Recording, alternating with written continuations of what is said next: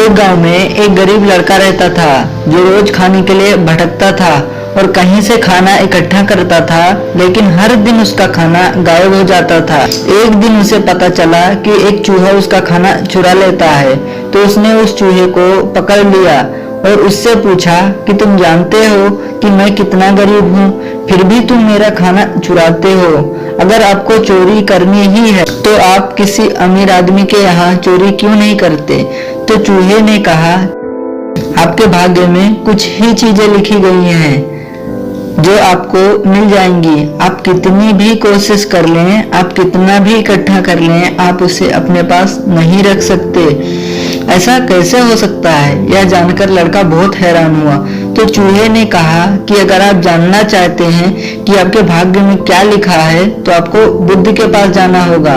वे आपको बता सकते हैं कि आपके भाग्य में क्या लिखा है। तो लड़का बुद्ध से मिलने के लिए निकल पड़ा। चलते चलते रात बहुत हो गई थी, तो रास्ते में उसने एक हवेली देखी और उस परिवार से एक रात रुकने की इजाजत मांगी। उसे इजाजत मिल गई। हवेली के आदमी ने उस लड़के से पूछा कि इतनी रात को कहाँ जा रहे हो?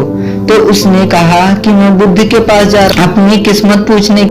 तो हवेली के लोगों ने कहा कि तुम बुद्ध से हमारा सवाल पूछोगे? हमारी एक 16 साल की लड़की है जो बोल नहीं सकती, तो क्या करें ताकि उसकी आवाज सुनी जा सके? लड़के ने कहा कि मैं आपका सवाल जरूर पूछूंगा, और उसने उन्हें धन्यवाद दिया और सुबह वहां से निकल गया। आगे रास्ते में बहुत बड़े बर्फीले पहाड़ थे। वह बड़ी मुश्किल से पहाड़, उसे वहां एक जादूगर मिला। उसने लड़के से पूछा कि कहाँ जा रहे हो? तो उस लड़के ने कहा कि मैं बुद्ध के पास जा रहा हूँ अपने भाग्य के बारे में पूछने के लिए।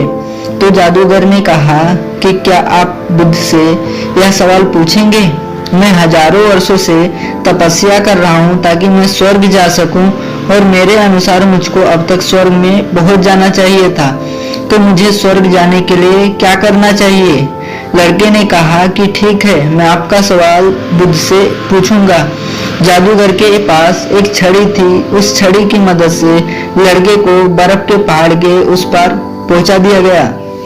जब वह आगे बढ़ा तो उनके सामने एक बड़ी चुनौती थी। एक विशाल नदी थी जिसे वह स्वयं पार नहीं कर सकता था। तभी उसकी मुलाकात एक विशाल कछुए से हुई। कछुआ उसे ले जाने के लिए तैयार हो गया। फिर कछुआ ने भी उससे वही सवाल किया, किधर जा रहे हो? तो जब उसने सब कुछ बताया तो कछुए ने भी एक सवाल पूछने को कहा। मैं 500 वर्षों से ड्रैगन बनने की कोशिश कर रहा हूँ, लेकिन मैं अभी तक नहीं हूँ, तो मुझे ऐसा क्या करना चाहिए जिससे मैं ड्रैगन बन जाऊं? लड़के ने कहा, मैं आपका सवाल जरूर पूछूंगा। वह लड़के को अपनी पीठ पर बिठाकर नदी के उस पार ले गया। अंत में लड़का बुद्ध के पास पहुंचा। वहां बहुत सारे लोग थे। बुद्ध ने कहा कि एक व्यक्ति के केवल 3 सवालों का उत्तर दूंगा। लड़का चौंक गया क्योंकि उसे 4 सवाल पूछने थे। वह सोचने लगा कि उसे कौन से 3 सवाल पूछने चाहिए।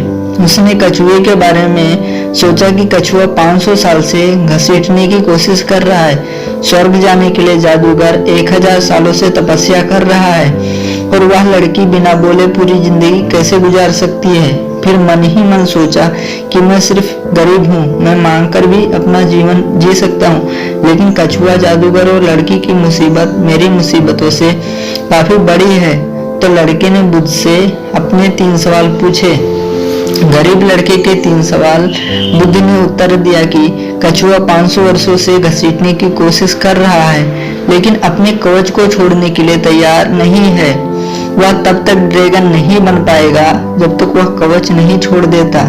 वहीं जादूगर अपनी छड़ी तब तक नहीं छोड़ेगा तब तक वह स्वर्ग नहीं जा सकता, और जब तक लड़की को उसका जीवन साथी नहीं मिलेगा तब तक वह बोल नहीं सकती।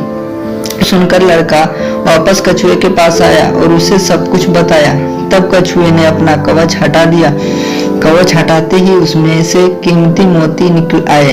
कछुआ लड़के को मोती दे दिया और वह घसीटने वाला बन गया। फिर जादूगर के पास गया और सारी बात बताई। तब जादूगर ने अपनी जादू की छड़ी लड़के को दे दी और वह स्वर्ग चला गया। लड़का उसी हवेली में चला गया जहां उसने रात बिताई थी। जब वो वहां गया तो लड़की सामने आई और बोली कि तुम उस रात हमारी हवेली में आए थे ना। इस प्रकार लड़के को धन, बल और सुंदर जीवन साथी मिला। जीवन में कुछ पाने के लिए कुछ पड़ता है।